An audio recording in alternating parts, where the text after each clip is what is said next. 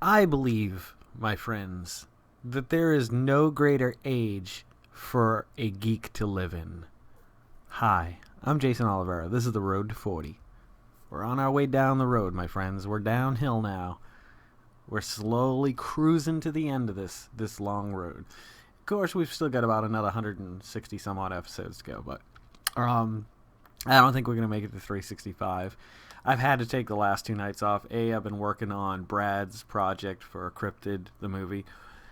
And B, I just haven't had the time. I've been out of the house. I've been doing things. I had a meeting at work last night till 10 o'clock, and then I came home and I just played guitar. Actually plugged in my friend Corey gave me this little Silvertone amp from Sears. It's old. It's an old little solid state amp, but I fucking love it, and I'm so happy that he gave it to me. And so thanks, Corey, if you ever watch these.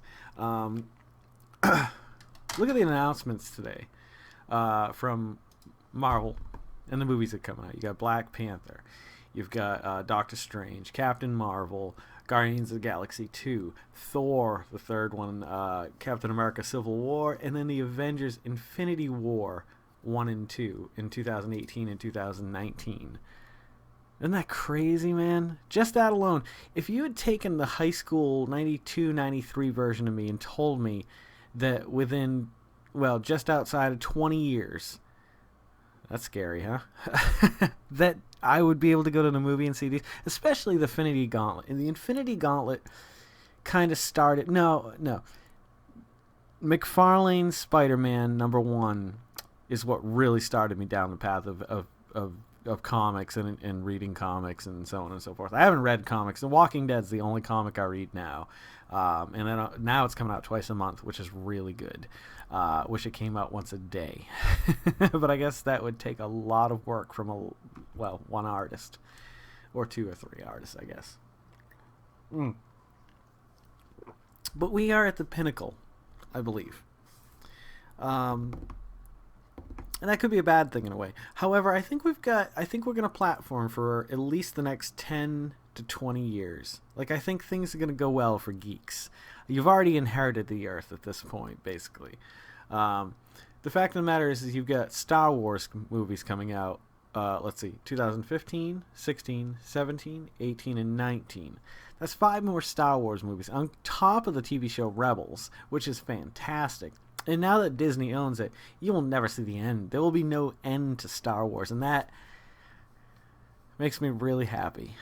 Because no matter how much you like or hate the prequels, like Star Wars forever, no matter how bad it gets, I think will always have a very special place in my heart. It's taken me from my first memory, and it'll probably take me to the grave. Like, it'll carry me there. Luke will just be like, well, Luke will be long dead, I'm sure. I mean, he's in his 60s now, Mark Hamill. I don't think he's got a major role in the next 2 films, though I don't know. There's a lot leaking out, and normally with Star Wars I would stay away from it, but it's fun. I want to be a part of it. It's still got 2 years before it comes out. Well, about a year. Jeez Louise, huh? December 18th, 2015, if I'm not mistaken. So yeah, I mean, we're not too far off of that. So, a year and 2 months. I just want to see some official stuff like trailers or music, little clips of the music, or more shots of the actors in wardrobe. I'd love to see that. Just see what they're looking like. I don't know. But, I mean, all things geek are truly just, Batman versus Superman, Justice League, I heard there's some other, DC, I've never been a huge DC guy, I've always been a Marvel guy, but Batman's pretty cool, and ever since Smallville, which is a great show, it's a little campy, the quality of the show isn't the best, but it's worth watching, I think. It made me, for a second, I didn't think I had pants on. I don't know why. It made me like Superman again. Because I'd never been a huge Superman fan. But when I got to know Clark Kent growing up in Smallville, before he donned the cape, I think it was a great story. Some of them were terrible, terrible, horrible stories. And you're like, why did you do that? But they always had these appearances, which sometimes they'd really screw up. Who's the one? The one that killed him. in the comics, which I bought 5 copies of because I figured, oh, those are easily going to be worth 10 grand each by this point in history, 20 years later. Oh, yeah, that didn't work out so well. Anywho, what else?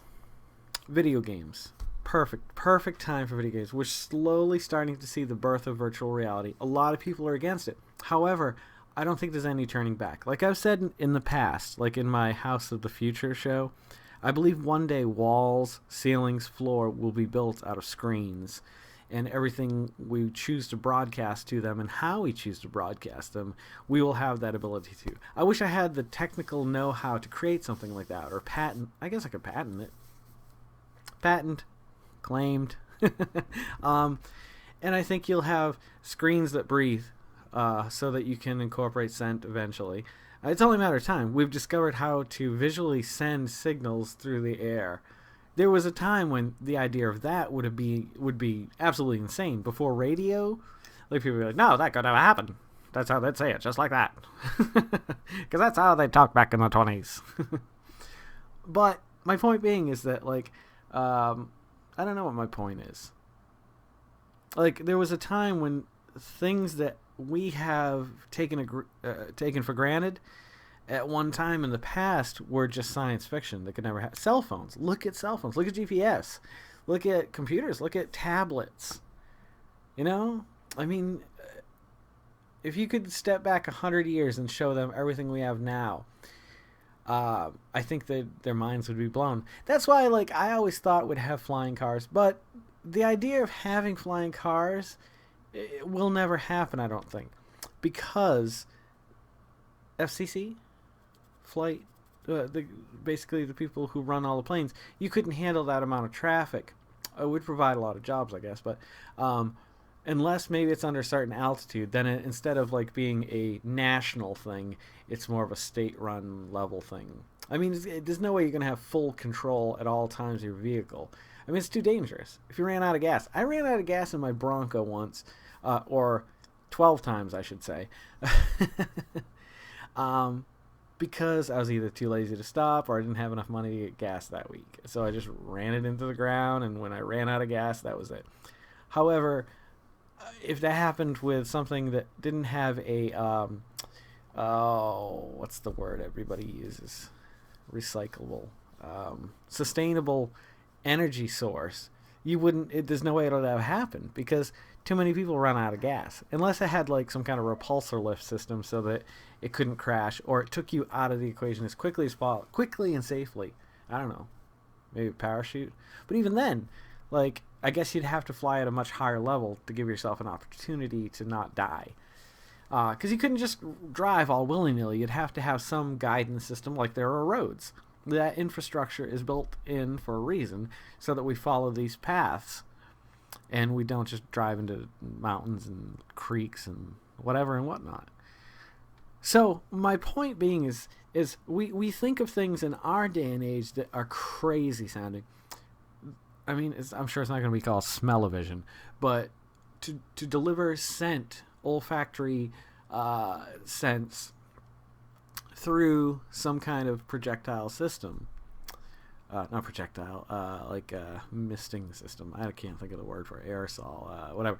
So, but you have to provide it in a way that you don't have to keep replacing it with, like, stink cartridges. You know what I mean? Like, because you'd have to have, like, sweet, bitter, sour, all the smells that foul, dirty, shit, monkey penis, so that you could constantly be delivered that sense.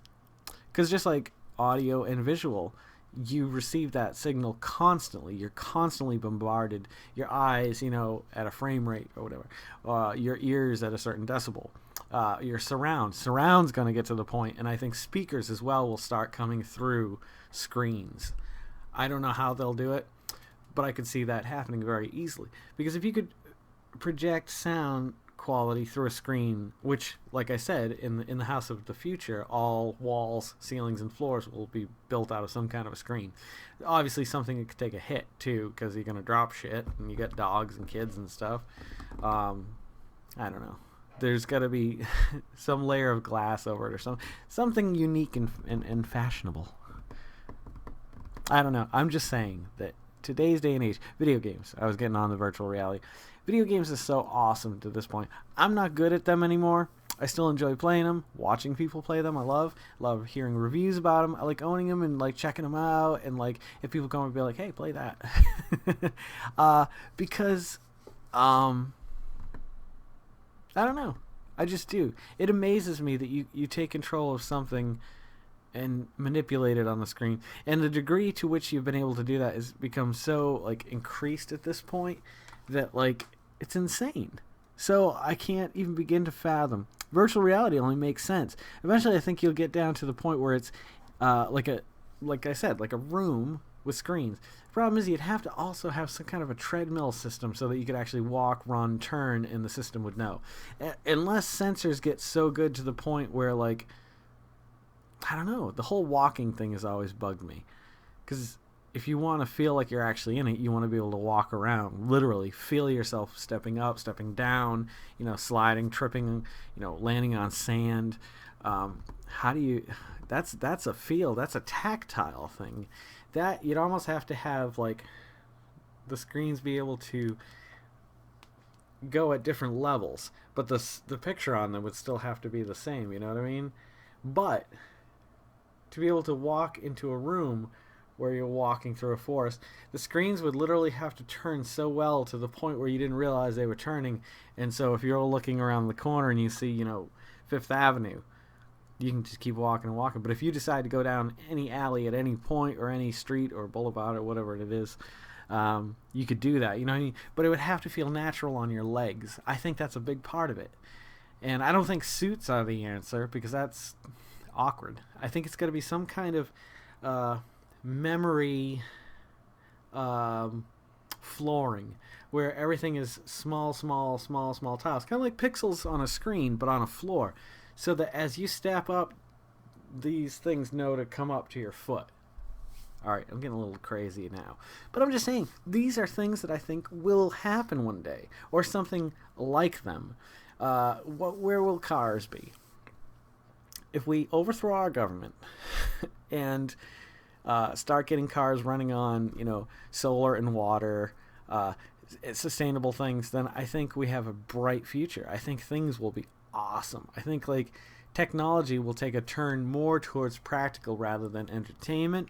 However, I still think there will be the almighty dollar will run that side of things. You know what I mean? Because people are going to want it. I mean, I'd love to have a room like that. Imagine having a room like that. I guess all you Star Trek nerds would call it the holodeck. I hate Star Trek. I can't say I hate Star Trek. I've never watched any of it. I've had no desire to. I know, I'm a geek at heart, but it's just one of those things where I just can't get into it no matter how hard. I don't really try. All right, let's face it. I don't try. I don't want to like Star Trek. I like not liking Star Trek. Am I missing out on some cool entertainment? Probably. But I've got so much other stuff like books and drawing and playing my little guitar over here. This is my main guitar for writing. It replaced my '94 Washburn, the limited edition one. I think I've talked to you guys about it before. Still, it's not as good. But this is the one that I always play, the American by the Guild. It's basically their lowest model. I think it's a D. Oh, it's a D4. Yeah. I mean, I paid like $700 for it, so it's not like the worst guitar in the world, but it's like the lowest Guild you can get. But it sounds great. It sounds very similar to my '94 Washburn. Anywho, we're not here to talk about guitars. We're here to talk about geekery. And geekery is running wild, and I think for at least the next 20 years it will continue. At least 10, and quite possibly 20 years. I think we will continue to escalate very, very fast. Like our technology right now. Look back 10 years and see where technology was then. And then multiply that by like 5 or 10. I think we've gotten to the point where we know our technology so well that to progress to the next level takes, a tenth of the time that it did 20 years ago. So the Atari 2600 comes out. These computers come out that take up an entire room and basically are calculators at this point. You know, they can only calculate numbers. They don't do much else. Well, I guess that's what they do. But beyond that, and so IGN is a great site too. You should check them out. Check out Kind of Funny, the channel Kind of Funny. I think it's just kindoffunny.com. They're a bunch of guys from they work over at IGN that do shows on their own, and they've got a Patreon page if you ever want to support them. I'm thinking about doing something like that someday when I get a consistent view count, if I ever do. I guess after the road to 40, things might get more interesting because, you know, then it's about I can focus on one thing or a group of things, you know what I mean? And I don't have to be here. Like, I haven't been here the last 2 nights, but that's the most I think I've ever gone since I started this, is I skipped 2 nights. And I did it kind of unintentionally. Last night I could have done one, but I felt like sitting back, drinking, and playing guitar. And it was all worthwhile, too. Learned a new song and just been playing around. I've had a hard time writing since I moved to Virginia. I don't know if it's just that this state doesn't inspire me at all or hasn't left me with enough memories to write about. You know what I mean? Like, every song I've ever written about is just usually historical, something that's happened in my life or is happening, or sometimes they have no meaning. I just write words and they come out right. And anywho, where will music be in 20 years? I don't think music will ever change too much. I think we will always, to a certain degree, stick to our traditional instruments. Maybe someday we'll go to a more digital age and everything will be sampled or whatever. But at this point, I think we will see, at least for the next 25 years, music, it might evolve a little bit. But you're basically going to get the same 3 chords and the truth. Anywho, that's the Infinity Gauntlet, man. I can't believe that's going to be on screen. They're going to have, like, what they need to do, though, is they really need to get the rights back from Sony and Warner. No, not Warner Brothers. Sony and somebody else. Whoever owns Spider-Man. Paramount? No, I don't know. 20th Century. Anywho, Fox. They need to get the rights back so that Marvel and Disney own all the Marvel properties. No one else can put out anything Marvel without the permission of Disney. Then you can have some crazy shit. You can have Wolverine and Spider-Man in the same movie, or you can have the Avengers or like Hulk and like Wolverine fighting. How cool would that be? Tell the backstory of how their first encounter. All right, now delving into the world, deep into the seedy underbelly of the geek world. So I'll leave you at that. Thank you guys for coming back tonight. I know it's been 2 nights off. It's just sometimes I don't want to force it. I don't want to get in front of this and just do it to do it. I could tell stories to my kids, but you guys probably wouldn't find them as entertaining. Or I could talk to my kids and leave them here on YouTube. But then again, I mean, is that something I want everyone to see? I want them to be able to look back at all this. But the video I always talk about, like that sad one, where I really kind of just lost it. Like, that's more for them, but I kind of want to share it with people that I've gotten to know on here too. Eventually, it's so unepic when you actually finally see it. You're gonna be like, what the hell is he talking about? Like, I just get a little angry, I get a little upset. So, anywho, one day, my friends, one day. You guys have a great night. Thank you for always coming back.